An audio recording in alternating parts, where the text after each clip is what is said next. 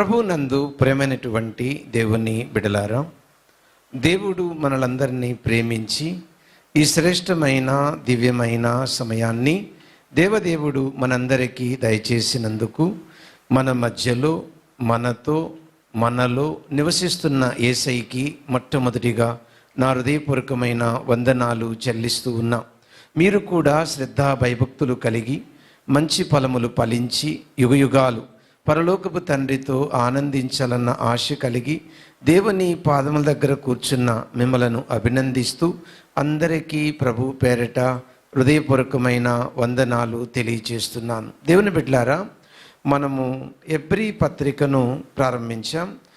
ఒక ప్రసంగం విన్నాం. ఇది రెండో ప్రసంగం. ముఖ్యంగా ఎబ్రీ పత్రికను అర్థం చేసుకోవడానికి 3 భాగాలు చెప్పాను. మొదటి భాగము ఏమిటంటే యేసుక్రీస్తు వ్యక్తిగా శ్రేష్ఠుడు అని చెప్పాను. యేసుక్రీస్తు వ్యక్తిగా శ్రేష్ఠుడు. ఇక రెండో భాగం ఏంటంటే పాత నిబంధన పరిచర్య కంటే యేసుక్రీస్తు పరిచర్య శ్రేష్టమైనది అని చెప్పాను.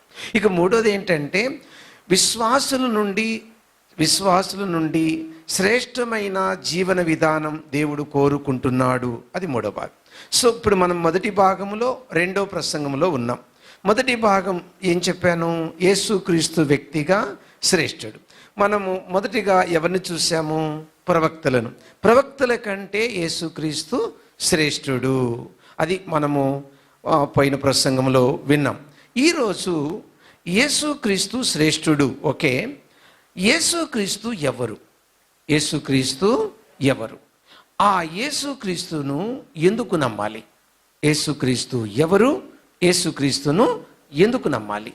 మనము యేసుక్రీస్తు ఎవరు అన్న ఈ అంశంలో మనం 8 ఎబ్రీ పత్రిక 1వ అధ్యాయము 2వ వచనము నుండి 4వ వచనం వరకున్న 8 పాయింట్లు గమనించండి. ఓకేనా? యేసుక్రీస్తు ఎవరు అనడానికి మొదటిది, ఆయన దేవుని కుమారుడు. సమస్తమునకు ఆయన ఏం చేశాడు? దేవుడు వారసుడిగా చేశాడు. సో దేవుని కుమారుడు, పాయింట్ 1. 2, ప్రపంచములను నిర్మించినవాడు.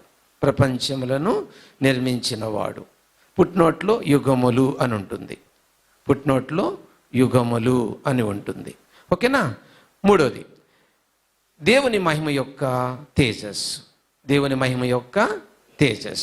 4వది మూర్తిమంతం. యేసుక్రీస్తు ఎవరంటే మూర్తిమంతం. ఇది 4వది. 5వది మహత్తుగల తన మాట చేత సమస్తమును నిర్వహించుచున్నాడు. ఇది 5వది. 6, పాపముల విషయంలో తానే శుద్ధీకరణ చేసినాడు. 7, దేవదూతల కంటే ఎంతో శ్రేష్టమైన నామము పొందాడు. 8, తండ్రి కుడి పార్శ్వమున కూర్చొని ఉన్నాడు. మొత్తం ఎన్ని ఉన్నాయి చెప్పండి? 8. ఈ 8 పాయింట్లను ఒక్కొక్కటి వివరంగా తెలుసుకుందాం. అంశం చెప్పండి, యేసుక్రీస్తు ఎవరు? యేసుక్రీస్తును ఎందుకు మనము నమ్మాలి? ప్రార్థన. ప్రేమ కలిగిన మా పరలోకపు తండ్రి, కొద్ది నిమిషములు వాక్యం అనే రొట్టె విరచి ఆత్మకు జీవాహారంగా పెట్టి మమ్మలను సర్వ సత్యములోనికి నడిపించమని యేసుక్రీస్తు నామమున అడుగుచున్నాం పరలోకపు తండ్రి. ఆమేన్. దేవుని బిడ్డలారా, మనం ఎబ్రీ పత్రిక 1వ అధ్యాయం 2వ వచనం B నుండి ప్రారంభిస్తున్నాం. యేసుక్రీస్తు ఎవరు అన్న ఈ అంశములో మొదటి మాటగా దేవుని కుమారుడు. కీర్తన గ్రంథం 2వ కీర్తన 7వ వచనం చదువుకుందాం. కట్టడను నేను వివరించెదను, యెహోవా నాకు ఇలాగ సెలవిచ్చెను, నీవు నా కుమారుడవు, నేడు నిన్ను కనియున్నాను. చాలు. నీవు నా కుమారుడవు, నేడు నిన్ను నేను కనియున్నాను. వినండి, కుమారుడు అనే ఈ పదము మన వాడుక భాషలో అర్థము వేరు, ఆధ్యాత్మికంగా అర్థము వేరు. ఇక్కడ కుమారుడు అంటే అర్థము దేవుడు. ఇక్కడ కుమారుడు అంటే అర్థము బిరుదు. అది గుర్తుపెట్టుకోవాలి మీరు. చూడండి, కనియున్నాను. ఇప్పుడు చూడండి, లోకరీతిగా కుమారుడు అంటే తల్లి తండ్రి ఉన్నారు అని అర్థం. ఇక్కడ కుమారుడు అంటే యేసు ప్రభువుకి తల్లి తండ్రి ఉన్నారని అర్థం కాదు. ఇక్కడ కుమారుడు అంటే అర్థం దేవుడు. చూడండి, లూకాసు వార్త 1:35 సర్వోన్నతుని శక్తి నిన్ను కమ్ముకొనును, పుట్టబోవు శిశువు పరిశుద్ధుడై సర్వోన్నతుని కుమారుడు అంటే పరిశుద్ధుడు అని అనబడును. అంటే ఎలా కన్నాడు? ఇప్పుడు చూడండి, పౌలు మాట్లాడుతూ నేను మిమ్మలను కంటిని అంటాడు. దేంతో? వాక్యముతో. అట్లా పరిశుద్ధాత్మ యొక్క శక్తి ద్వారా మరియమ్మ గర్భములో పిండం తయారైంది గనుక, పురుషునితో సంబంధం లేదు గనుక ఈ పదం వాడబడింది, నేను నిన్ను కంటిని. అంటే యేసుక్రీస్తు యొక్క ఆ పిండము దేవుని యొక్క పరిశుద్ధాత్మ శక్తితో ఉత్పత్తి అయింది గనుక ఇక ఎవరి కుమారుడు అనబడ్డాడు? దేవుని కుమారుడు. అంటే అర్థము దేవుడు. తర్వాత ఇంకొక మాట ఉంది అక్కడ చూడండి, వారసుడు అంటే కొలసీ పత్రిక 1:16 ప్రకారము అర్థము సమస్తమును కలుగు చేసిన వాడు. చదవమ్మా. ఏలయనగా ఆకాశమందున్నవి భూమి ఎందున్నవి దృశ్యమైనవి గాని అదృశ్యమైనవి గాని అవి సింహాసనములైనను ప్రభుత్వములైనను ప్రధానులైనను అధికారములైనను సర్వమును ఆయన యందు సృజింపబడెను. అంతే, సమస్తము ఆయనే కలుగు చేశాడు. కాబట్టి ఇక్కడ 2 మాటలు చూసాం. కుమారుడు అంటే అర్థం చూసాం, వారసుడు అనే మాటకు అర్థం చూసాం.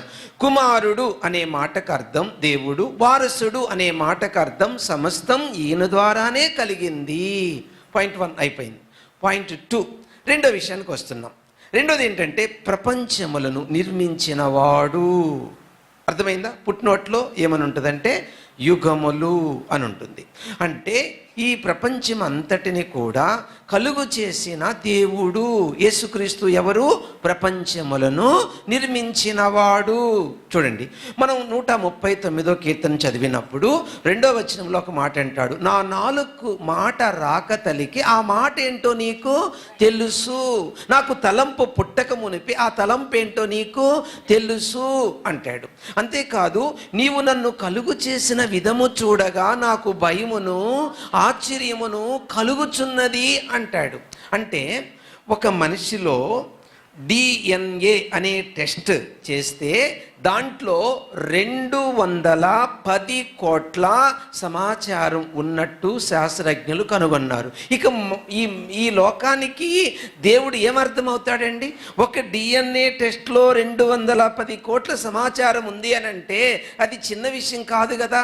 ఆలోచించండి ఒక్క నిమిషం. 139వ కీర్తన 16వ వచనాన్ని గమనిస్తే ఒక మాట అంటాడు, నేను పిండమనయుండగా నీ కన్నులు నన్ను చూచెను. అది ఇలా ఉంది కదా. కొంచెం లోతుగా వెళ్ళి దాన్ని మనం ఆలోచన చేస్తే దాని భావం ఇంకా ఆశ్చర్యకరంగా ఉంటుంది. మీకు అర్థమయ్యేటట్టు చెప్తాను, వినండి. దాని అర్థం ఏంటంటే, ఉదాహరణకి ఒక పురుషుల్లో నుంచి చాలా వేలాది లక్షల కొలది జీవకణాలు విడుదలవుతాయి. అవన్నీ స్త్రీ అండకోశములో నిలవవు, అవన్నీ బయటకు వస్తాయి. ఒక్కటే స్త్రీ అండకోశములో నిలిచి అది ఫలితీకరణ చెందుతుంది.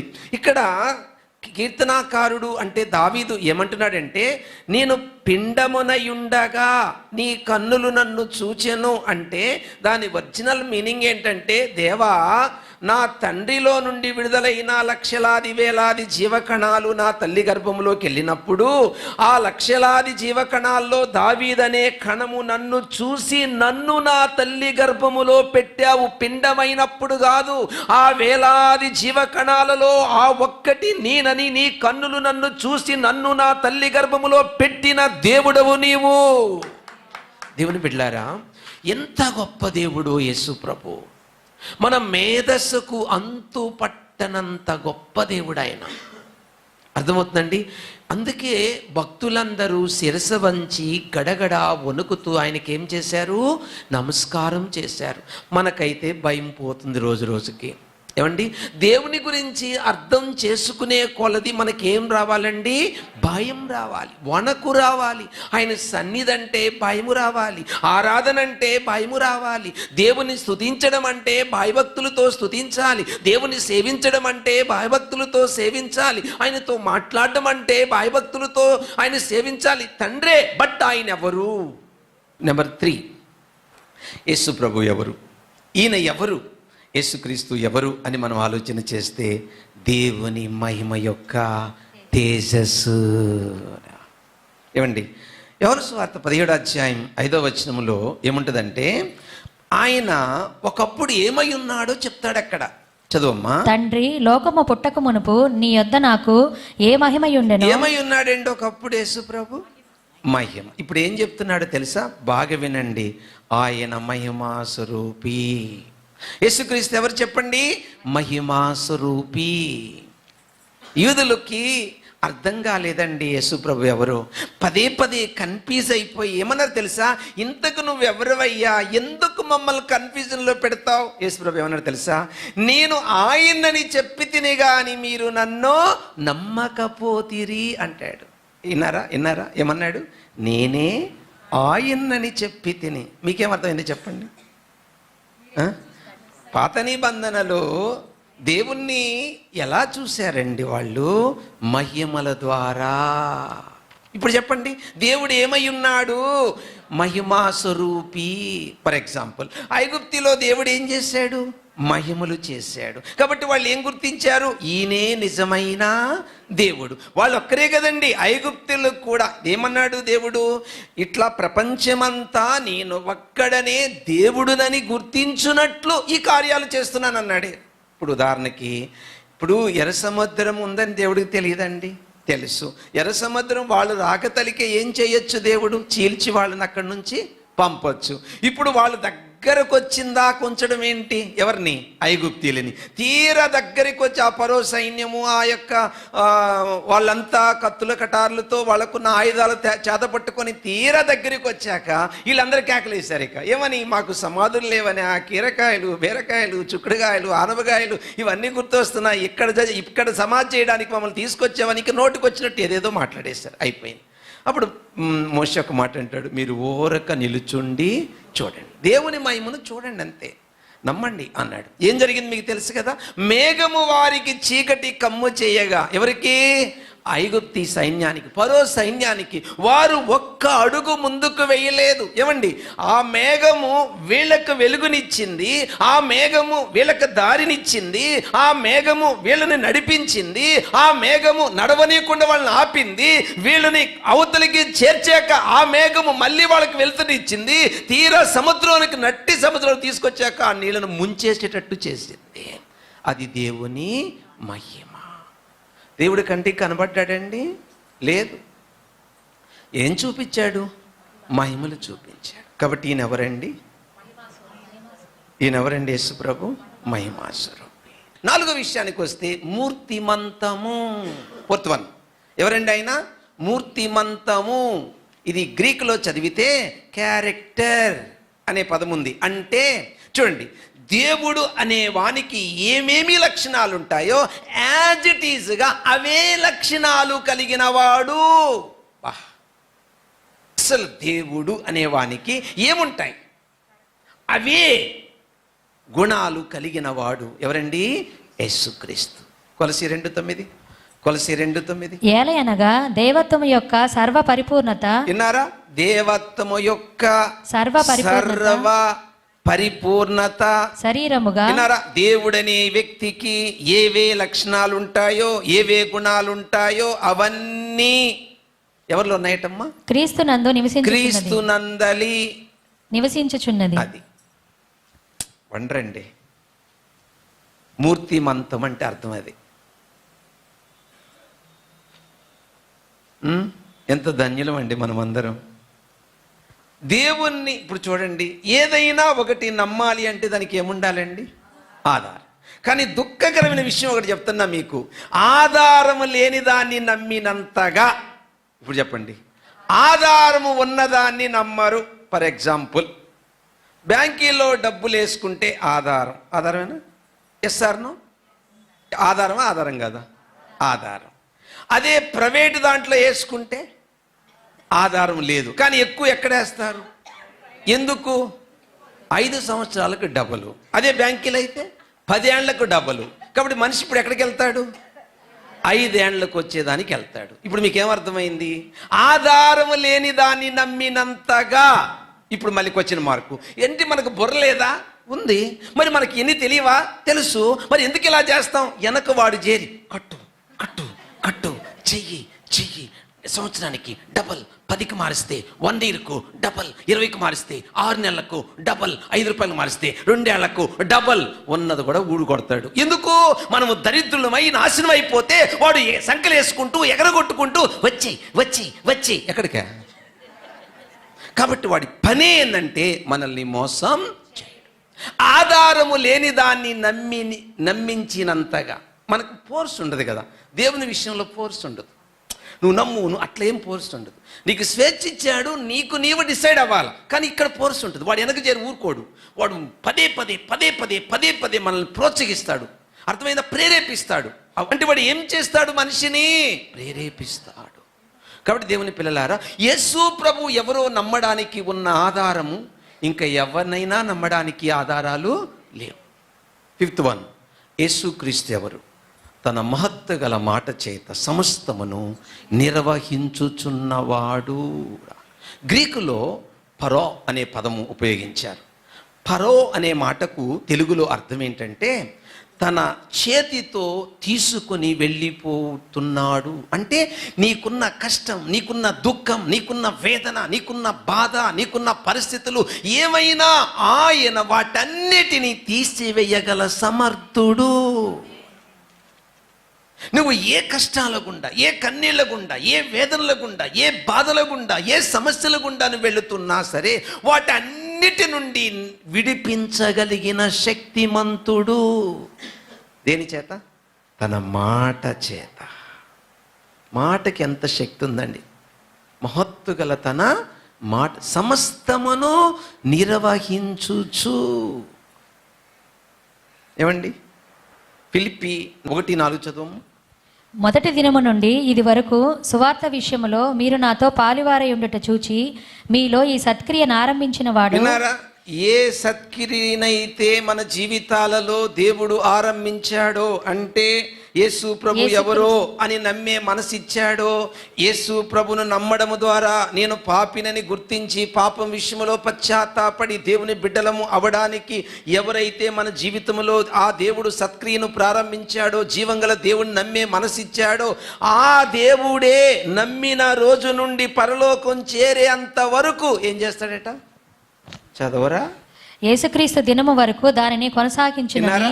ఏ దినం వరకు?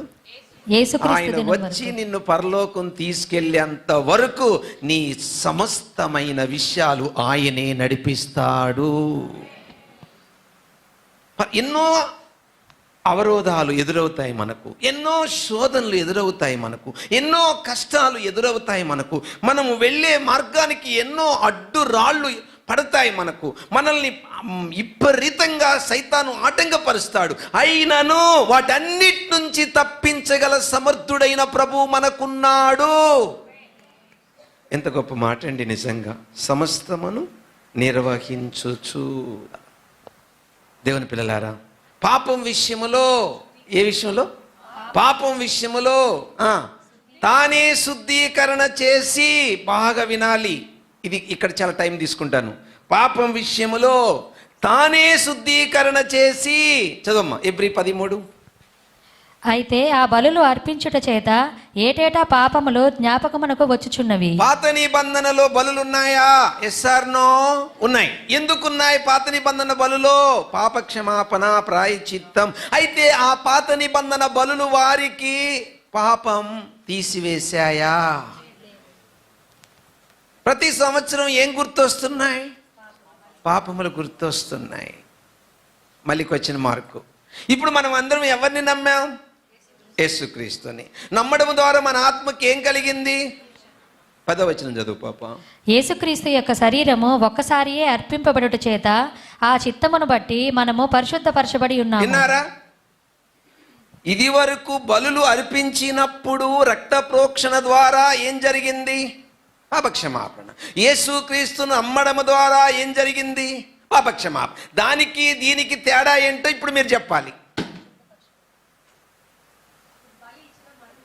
పాత నిబంధన బలులకి పాపక్షమాపణ దొరికింది. యేసుక్రీస్తు బలి యాగాన్ని విశ్వసించడం ద్వారా పాపక్షమాపణ కలిగింది. రెంటికి తేడా ఏంటో మీరు చెప్పాలా?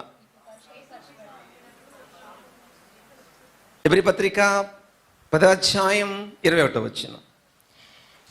దేవుని ఇంటి పైన మనకు గొప్ప యాజకుడు ఉన్నాడు గనుకను మనస్సాక్షికి కల్మషము తోచకుండా ఆగండి, ఏమన్నారు? మనస్సాక్షికి కల్మషము తోచకుండునట్లు. అంటే ఈ దేహం వదిలి పరలోకం వెళ్ళిన తర్వాత ఇక ఈ భూమి మీద నీవు జీవించిన నీచమైన బ్రతుకు నీకు గుర్తురాదిక. అటువంటి హోలీ యేసు ప్రభు ద్వారా మనకు వచ్చింది. పాపం విషయములే తానే చెప్పండి శుద్ధీకరించి. 7th పాయింట్ జాగ్రత్తగా వినండి. దేవదూతల కంటే ఎంతో శ్రేష్టమైన నామము పొందినవాడు. వినండి జాగ్రత్తగా. ఇక్కడ దేవదూతలు అంటే సేవకులు అని అర్థం. చెప్పండి, దేవదూతలు అంటే అర్థం చెప్పండి, సేవకులు. బైబిల్ ఏం చెప్తుంది? యెహోవా యందు భయభక్తులు గల వారి చుట్టూ ఆయన దూత కావలి ఉండి వారిని భౌతికమైన సెక్యూరిటీ గార్డ్స్ ఉంటారు కదా, అట్లాగే ఆధ్యాత్మికంగా సెక్యూరిటీ. ఏ నాడు నువ్వు రక్షింపబడ్డావో ఆ రోజు నుండి పరలోకం వెళ్ళేంత వరకు ప్రతి వ్యక్తికి దేవుడు 2 దూతలను ఇచ్చాడండి.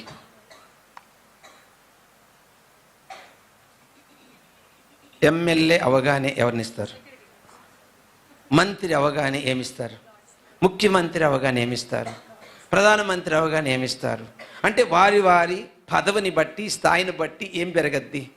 సెక్యూరిటీ పెరగద్ది. ఇప్పుడు నీకేం పదవి ఉందని నీకు సెక్యూరిటీ పెరగాల? ఆయన పరిశుద్ధత నీకిచ్చాడు. ఆ హోలీ, ఆ పవిత్రతలో నువ్వు నిలబడ్డానికి ప్రభు నీకు 2 దేవదూతలను ఇచ్చాడు. ఒక దూత ఎప్పుడు 24 hours నీతోనే ఉంటాడు. ఇంకొక దూత సమాచారం తీసుకొస్తుంటాడు.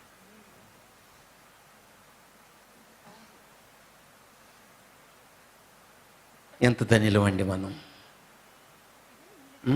యేసు క్రీస్తు నామము ఎంత గొప్పదో వివరిస్తున్నాడు అక్కడ. ఏమి వివరిస్తున్నాడు? వీళ్ళు సేవకులు. చెప్పండి, ఎవరు? నీకు సేవ చేస్తున్నారు. వాళ్ళు రోజు సేవ చేస్తున్నారు. పాస్టర్ గారు మీరేమో ఇలా చెప్తున్నారు, ఒక్కసారి కూడా కనపడలేదు. ఒకవేళ నిజంగా కనిపిస్తున్న వాడు ఉండలేవు. అంటే మన కన్నులు, బాగా వినండి, మన కన్నులు మన ఆత్మనే చూడలేవు, ఇక దేవదూతుల్ని దేవుడిని చూడలేవు. అంటే కొన్ని సందర్భాల్లో అవసరతను బట్టి ప్రభు మనోనేత్రాలు తెరుస్తాడు. అంటే ఈ మనస్సుని ఆయన తెరుస్తాడు. ఈ మనస్సును, మనోనేత్రాలను తెరిచినప్పుడు చూస్తాం. నేను కూడా చూశాను. అది కొన్ని సందర్భాల్లో అవసరతను బట్టి ప్రభు ఇస్తాడు. అంతేగాని మనం మళ్ళీ కోరుకోకూడదు. ఏమని? ఒక్కసారి కనిపించు ప్రభువా, ఒక్కసారి నేను చూడాలంటే మళ్ళీ ఇంకొక మాట గుర్తొస్తుంది, చూచు నమ్మువారు కంటే. కాబట్టి ఇలాంటి మాటలు అస్సలు మాట్లాడకుండా ఉంటే మంచిది మనం. బట్ ఒక్క మాటలో చెప్పాలంటే దేవుణ్ణి బాహ్య కళ్ళతో హృదయంతో చూడగలం. అంటే అర్థము అనుభవించగలము.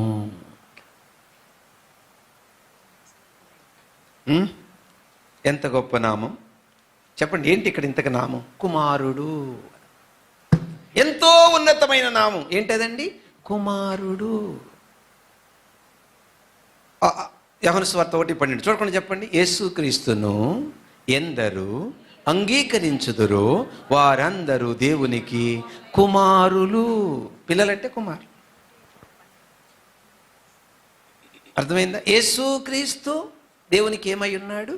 కుమారుడు. ఆయన నమ్మడం వల్ల మనము దేవునికి ఏమయ్యాము? కుమారులు. కాబట్టి ఆయన ఉన్నతమైన నామాన్ని వర్ణిస్తున్నాడు. ఫైనల్ లాస్ట్ పాయింట్ చెప్దాం. ఓకే, ముగింపుకొద్దాం. ఈయన ఎక్కడున్నాడండి? మహామకుడగు ఈయన ఆ ఉన్నతమైన లోకములో దేవుని కుడిపార్శ్వమున కూర్చొని ఉన్నాడు. ఎక్కడున్నాడండి యేసు ప్రభు? ఇక్కడ 2 పాయింట్స్ ఉన్నాయి. 1 కుడి చెయ్యి, 2 కూర్చుండుట. చెప్పండి, కుడి చెయ్యి, తర్వాత కూర్చుండుట. చదువమ్మ 44:3 కీర్తన గ్రంథం. వారు తమ ఖడ్గము చేత దేశమును స్వాధీనపరచుకొనలేదు, వారి బాహువు వారికి జయం ఇవ్వలేదు. నీవు వారిని కటాక్షించితివి గనుక నీ దక్షిణ హస్తమే. చాలు. ఏ హస్తం ఏమిచ్చిందటమ్మ? నీ బాహువే, నీ ముఖ కాంతియే వారికి విజయము కలుగు. విజయం, విక్టరీ. కుడి చెయ్యి అనగానే అర్థం చెప్పండి ఇప్పుడు. విజయము. ఓకే, యేసు ప్రభు ఈ లోకానికి వచ్చాడా? వచ్చాడు. ఏం సాధించాడు? ఏం సాధించాడు యేసు ప్రభు?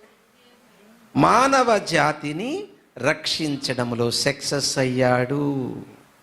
లూసిఫరు తలను చితగద్రొక్కి మనందరినీ వాడి చేతుల నుంచి ఏం చేశాడు? విడిపించాడు. ఒక మాటలో చెప్పాలంటే విజయం, విక్టరీ. కూర్చుండుట. చదువమ్మా ఎబ్రీ పత్రిక 10:12. ఎబ్రీ పత్రిక 10:12-13. ఈయనైతే పాపముల నిమిత్తమై సదాకాలము నిలుచు ఒక బలిని అర్పించి అప్పటి నుండి తన శత్రువులు తన పాదములకు పాదపీఠముగా చేయబడి వరకు కనిపెట్టుచు దేవుని కుడి పార్శ్వమున ఆసీనుడాయను. అంటే దీని అర్థం ఏంటంటే అండి, ఇక నువ్వు రక్షింపబడ్డానికి నువ్వంటూ చేయగలిగింది ఏమీ లేదు. నువ్వు రక్షింపబడ్డానికి చేయగలిగిందంతా యేసు ప్రభు పూర్తి చేశాడు. నీ పని నమ్మడమే. ఎవరినా? అంతే. నీ పని ఏంటి చెప్పండి? నమ్మడమే, నమ్మడమే, నమ్మడమే. ప్రతిరోజు మన జీవితం దేని మీద ఆధారపడి ఉంది? విశ్వాసం. నమ్ముట నీ వలనైతే నమ్మువానికి సమస్తం. విశ్వాసం, విశ్వాసం. ఇప్పుడు చెప్పండి, విశ్వాసం ఎలా పెరుగుద్ది? ఇంకా 3 అండి. 1 వినుట, 2 చెప్పుట, 3 చెల్లించుట. చెప్పండి. వినుట వాక్యం, చెప్పుట ప్రార్థన, చెల్లించుట కృతజ్ఞత. మళ్ళీ చెప్పండి. వినుట వాక్యం, చెప్పుట ప్రార్థన, చెల్లించుట కృతజ్ఞత. ఈ 3 వల్ల విశ్వాసం పెరగద్దండి. ఇలాంటి వాళ్ళల్లో విశ్వాసం ఏమవుతుంది? పెరిగిపోతుంది. క్రమం. చెప్పండి. క్రమం, క్రమం. పాఠం సమాప్తం. అందులో లేచిన పడదాం. అత్యంత ప్రేమ కనికరం కలిగిన పరలోకపు తండ్రి, సమయంలోని పాదం దగ్గరికి వచ్చాం. ఈరోజు ఎబ్రీ పత్రికలో 1వ అధ్యాయం 1-4 వచనాల్లో 2వ ప్రసంగాన్ని విన్నాం. ఆ పూర్వకాలములో నానా సమయంలో నానా విధాలుగా పూర్వీకులతో ప్రవక్తల ద్వారా మాట్లాడిన మీరు ఈ దినముల అంతమందు కుమారుడు ద్వారా మాట్లాడిన దేవుడు. ఆ కుమారుడు ఎవరో 8 విషయాలు చెప్పారు. నేను నీ పిల్లలు ఆ యేసు ప్రభుని సొంత రక్షకుడుగా దేవుడిగా అంగీకరించి విశ్వాసములో స్థిరముగా ఉందుముగాక. మా విశ్వాసాన్ని బలహీనపరుస్తున్న సైతాను లయమైపోవునుగాక. మేము నిన్ను పరిపూర్ణంగా నమ్మితే పాపాన్ని జయిస్తాము. నిన్ను నమ్మలేదంటే పాపంలో పడిపోతూనే ఉంటాము. అలా కాకుండా నిన్ను నమ్మాము అనడానికి నిదర్శనంగా పాపాన్ని జయించుదుముగాక. ఈ బిడ్డల్లో నాలో ఎవరిలో ఏ బలహీనతున్నా యేసు నామమున అది నరకబడునుగాక. ఆ లోపం ఇప్పుడే యేసయ్య అగ్నితో కాలిపోవునుగాక. ఇప్పుడే రూపాంతరము నీ బిడ్డలము అయినా మేము చెందుదుముగాక. ఈ విధముగా ఏ బిడ్డ లోపాన్ని గుర్తించి పశ్చాత్తాపడి ప్రార్థించారో వారు ఇప్పుడు బలలో చేవేయబోతున్నారు. మీరు ఒక రొట్టెని ఎత్తుకుని యేసయ్య కృతజ్ఞతాస్తులు చెల్లించి ఇది నా శరీరము అని చెప్పారు. కాబట్టి బిడ్డలందరము మేము నీ వాక్యము విన్నాము. ఆ వాక్యములో లోపాన్ని దిద్దుకోవడమే నీ రక్తము తాగడము. దానికి సాదృశ్యమైన ఈ రొట్టె యేసునామున పవిత్రమగునుగాక. నీ రక్తమునకు సాదృశ్యమైన ఈ ద్రాక్షారసం యేసునామున పవిత్రమగునుగాక.